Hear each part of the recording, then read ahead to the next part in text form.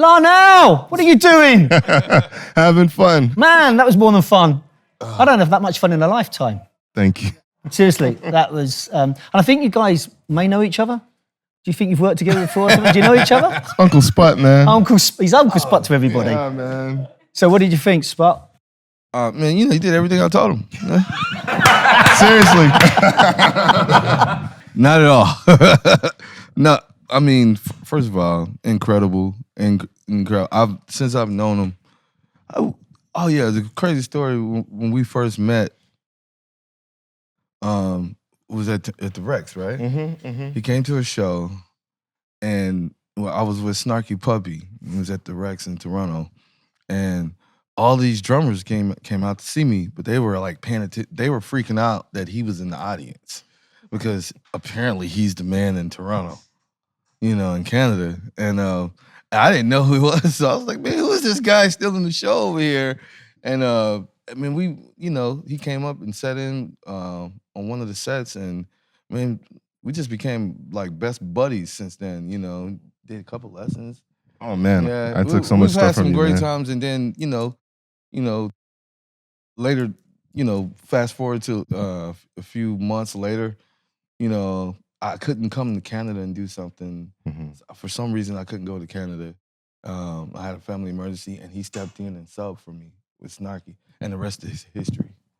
Did you get your gig back? Huh? You didn't get your gig back. Oh, he was hanging, man. I hung in there. We were there, man. Yo, we were. Man, family dinner too. That was an experience. Yeah, then we got a chance to every day. Yeah. To this guy shedding. I'm just like, okay, I'm gonna get in there and run a little deal as well. But I mean, like, it's like having guys. That band we built so much, So having, it's not easy to come in there and sub that gig, because it's very.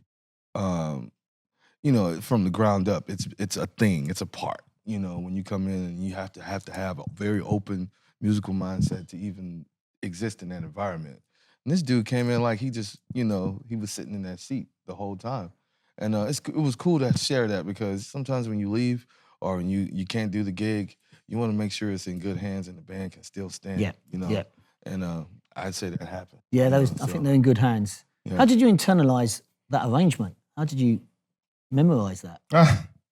So that's actually a song of mine off my record, and Sput just totally put his touch on it, And what I really enjoy is that he thinks musically. He doesn't, he thinks about the drummer. He thinks about what the drummer does, what they can do, and where they can go. Really showing their strengths. And he left a lot of spaces for me to just, I guess, add more space in certain situations. So it was really easy for me. Well, I've got to say... But Larnell is known, he's known, and where'd Nate at? He's known in the band for being the guy that learns the music the fastest. Really? Like, when we was doing family dinner too, like, everybody was kind of, every time we was questionable about something, everybody be like, Larnell! And horn players, everybody. Yeah. Yeah, so he's a sponge. He learns really, he retains really, I don't know, he has a gift to really do that. And so, yeah, that was, he wrote that, though. He wrote that song. I just came, and again, just put some sprinkles. And More than sprinkles, man. It was cool, though. This is something, again, this is a good opportunity to do something with, people that you love and brothers that, this is a different situation for us. Usually sitting next to each other on drums or something like that, or at a jam session where he picks up the bass. But of course he does. But yes, yeah, he plays multiple instruments. It's church, man. It's church. Yeah.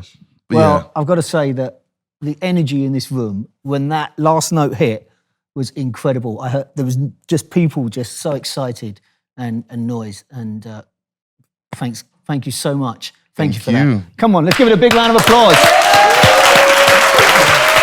I love you, man. Right on.